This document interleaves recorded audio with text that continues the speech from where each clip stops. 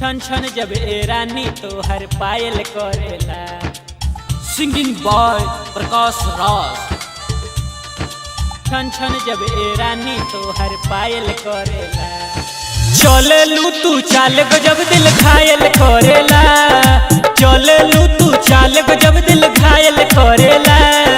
छन छन जब ए रानी तो हर पायल करेला।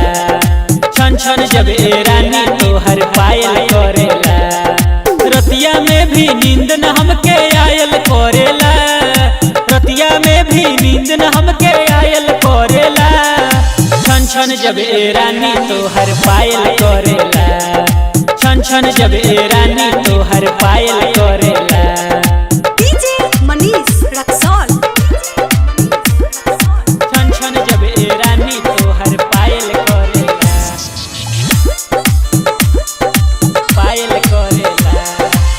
ओठ मधु जोश लागे सेव जोश गाल हो। बदरा के जैसे लागे खुलल बाल हो। खुलल बाल हो। ओठ मधु जोश लागे सेव जोश गाल हो। बदरा के जैसे लागे खुलल बाल हो। अखिया में कारी कारी सुरमा लगा के ताकेलू जब जाने तू सारे माँ के। ताकेलू जब जाने तू सारे माँ के। तोहर मस्त अदाई हमके कायल करेला। तोहर मस्त अदाई हमके कायल करेला। छन छन जब ए रानी तो हर पायल करेला। छन छन जब ए रानी तो हर पायल करेला।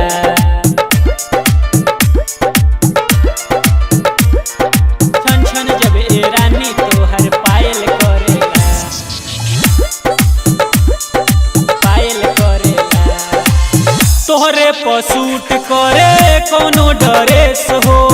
शीशा के जैसे चमके तोहार फेस हो। तोहार फेस हो।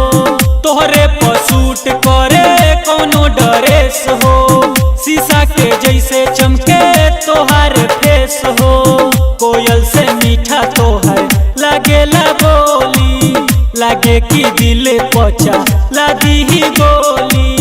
लागे कि दिल पचा लादी ही गोली। कह के देखी परकस खुश हो जायल करेला। कह के देखी परकस खुश हो जायल करेला। छन छन जब ए